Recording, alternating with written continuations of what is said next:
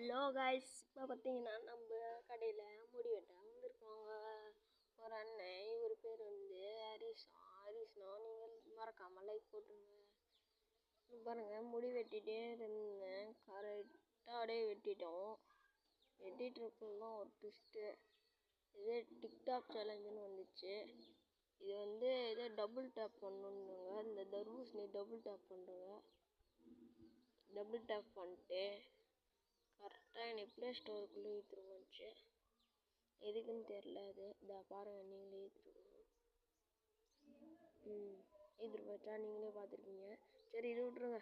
அண்ணா S போடணுன்னு கத்திட்டே இருந்தார். அதனால் பின்னாடி ஒரு எஸ் மாரி போட்டு விட்டோம். நீங்களே பாருங்க.